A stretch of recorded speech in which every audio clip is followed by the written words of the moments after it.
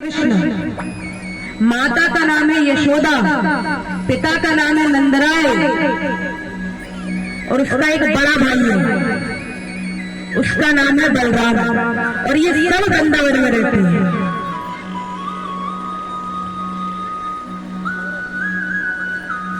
कहा ये सब वृंदावन में रहते हैं। तो यहाँ पर कंस ने एक बहुत बड़े यज्ञ का आयोजन किया।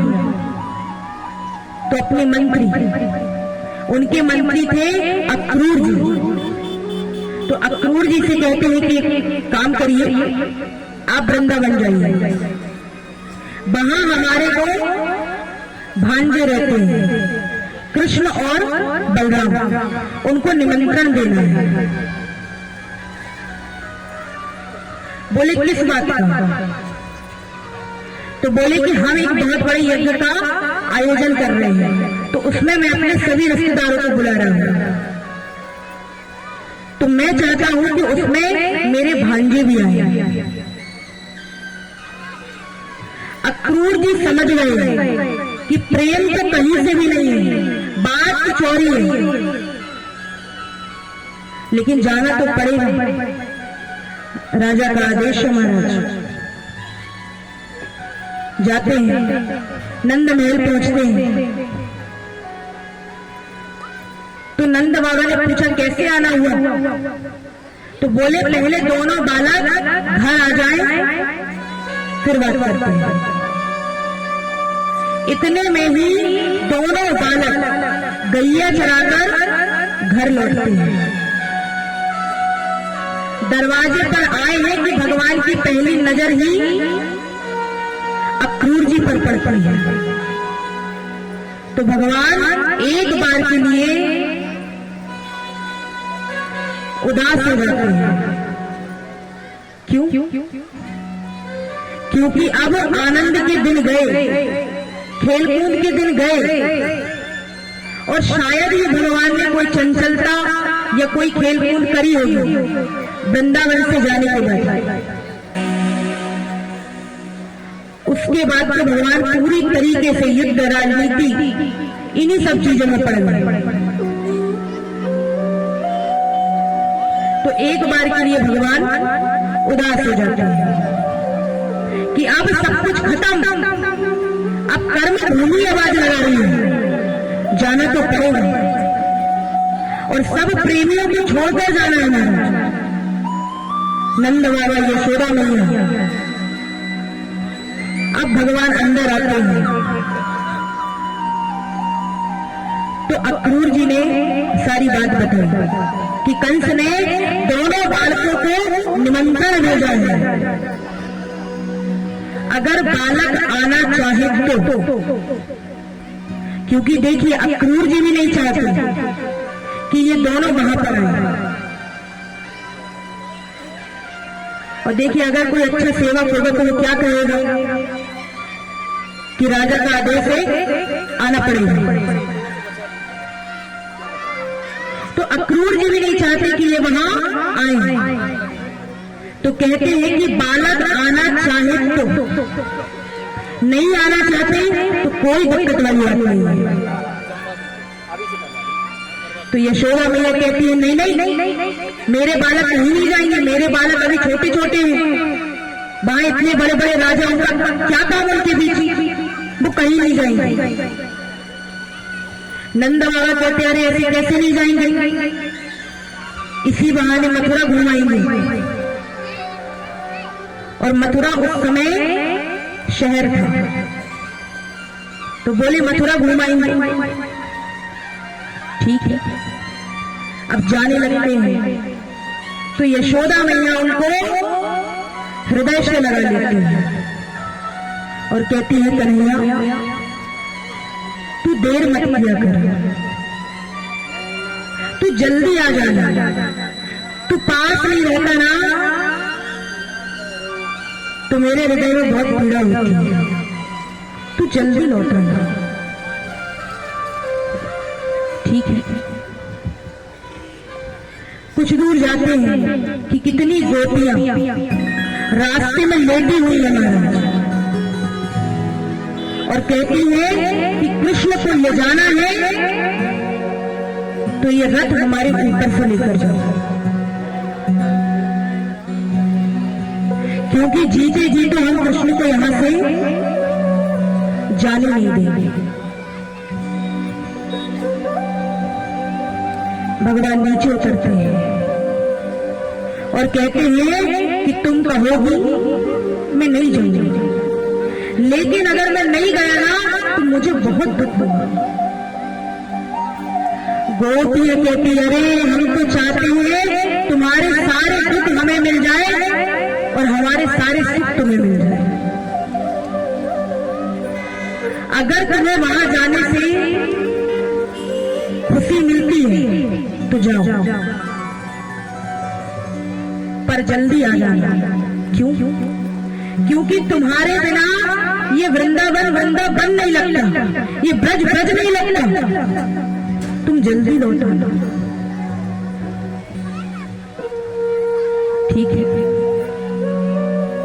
कुछ दूर और आगे बढ़ते हैं कि बड़ी गोपी मिलती है निहार अवस्था में। आज मानो किसी ने प्राण ही ले लिए। कौन थी वो?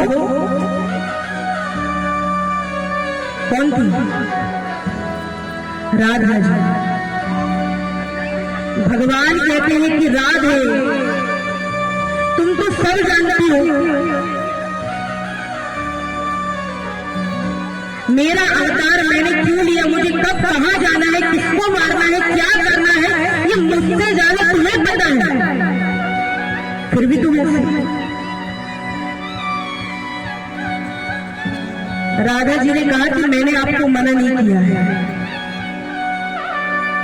आपको यहां से जाने के बाद बहुत काम है करने के लिए, मेरे पास क्या है, मैं क्यों रहूं अब यहां पर। तब भगवान ने अपनी सबसे कीमती चीज राधा जी को दी, जो भगवान सोते वक्त भी अपने से दूर नहीं रखते थे, अपनी वंशी। भगवान को देकर जाते, राधा जी को देकर जाते कि इसे अपने पास रखो, मैं आऊंगा, मेरा इंतजार करना। बोले ठीक है, चले जाते हैं।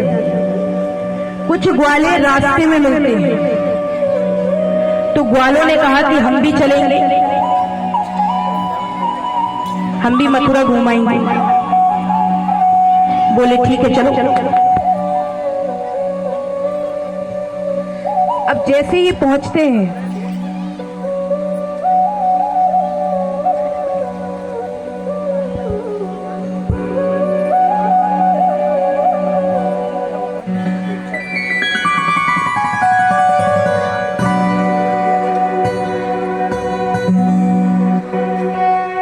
तो महाराज बोले ठीक है चलो। अब जैसे ही पहुंचते हैं तो अक्रूर जी ने कहा कि अंदर चलो। भगवान कहते हैं नहीं। भगवान कहते आप जाइए, हम थोड़ा घूम कर आते हैं। क्यों घूम कर आते हैं?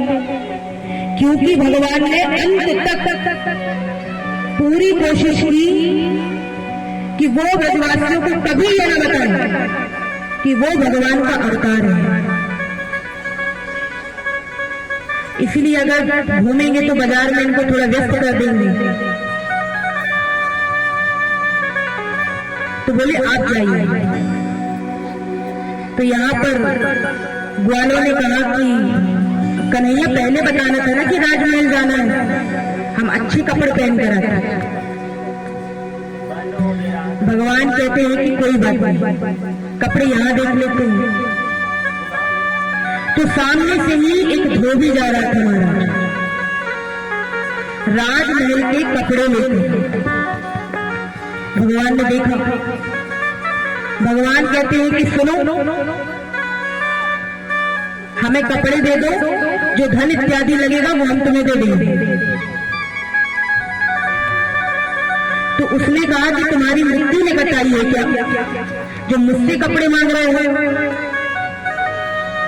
अरे मैं राजमहल का धोबी हूं। भगवान कहते हैं तो तुम धोबी हो, तुम्हारी खोज तो मुझे राम अवतार से थी, पता है ना। धोबी के कहने से ही भगवान ने सीता जी को छोड़ा था। तो बोले तुम्हारी खोज तो मुझे राम अवतार से थी, लेकिन तब तो मैं मर्यादा पुरुषोत्तम था, लेकिन अब ऐसा कुछ नहीं है। तो भगवान धोबी का उद्धार कर देते हैं, तुरंत नहीं, जब मृत्यु होगी तब। अब उससे कपड़े ले लिए, अब कपड़े ढीले डाले, तो एक दर्जी के पास जाते हैं, दर्जी ने कपड़े ठीक कर दिए, भगवान उसका भी उद्धार करते हैं। बोले और कुछ? बोले मालाएं मिल जाती तो भगवान एक माली के पास जाते हैं। बोले और कुछ? बोले बस अब माथे में थोड़ा चंदन लग जाता तो और अच्छा रहता।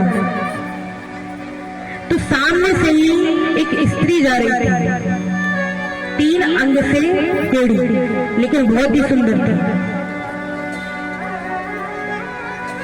तो भगवान कहते हैं कि सुनो, थोड़ा सा चंदन हमें भी दे दो। तो वो कहती है कि दूंगी नहीं, हाथों से लगाऊंगा। ऐसा रूप है भगवान का। भगवान भी कहते हैं कि ठीक है लगाओ। अब वो लगाने की कोशिश कर रही है महाराज, लेकिन वो खड़ी नहीं हो पा रही है, उसकी पीठ पर कुंवर निकला हुआ है, बहुत प्रयास करती है। अंत में भगवान ने उसके पैर पर अपना पैर रखा और हाथ पकड़कर जोर से झटका दिया, तो जो 3 अंग टेढ़े थे भगवान वो ठीक करते हैं, और जो पीछे कुआं निकला हुआ था भगवान उसे भी ठीक करते हैं।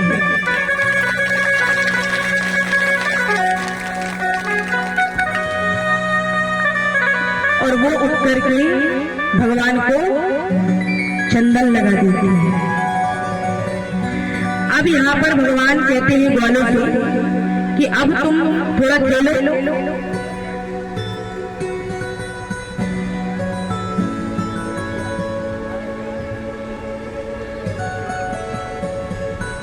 अब यहाँ पर भगवान कहते हैं कि अब आप थोड़ा घूमो, हम कुछ राजमहल के अंदर जरूरी काम कर आते हैं, वो काम खत्म हो जाए फिर आपको बुलाते हैं। ग्वालों ने कहा कि ठीक है, वो चले जाते हैं। अब यहाँ पर ठाकुर जी और बलराम जी राजमहल में प्रवेश करते हैं। तो राजमहल के द्वार पर ही एक धनुष लटका हुआ था द्वार में। तो यहाँ पर बलराम जी ठाकुर जी की ओर देखते हैं और कहते हैं कि काम शुरू कर दो, ज्यादा समय है नहीं। तो वहीं पर कुछ द्वारपाल खड़े थे महाराज, तो वो देख रहे हैं। तो वो कहते हैं कि ये 2 छोटे छोटे बच्चे धनुष को तो ऐसा देख रहे हैं जैसे उठा ही नहीं, और भगवान ने वो धनुष ऐसे तोड़ दिया जैसे एक छोटा सा बच्चा एक लकड़ी के तिनके को तोड़ता है। तो धनुष टूटते ही भयंकर आवाज होती है। कंस कहे मेरा काल राजमहल में प्रवेश कर गया। तो वो एक दैत्य को बेचते हैं। बलराम जी कहते हैं कि इसे तो मैं ही संभाल लूंगा। अब युद्ध होता है दोनों के बीच, भयानक युद्ध होता है, और बलराम जी ने उस दैत्य का वध कर दिया। अब यहाँ पर भगवान कंस को देखते हैं। अब कंस और भगवान के बीच युद्ध होता है, भयानक युद्ध होता है, और भगवान ने कंस का वध कर दिया महाराज।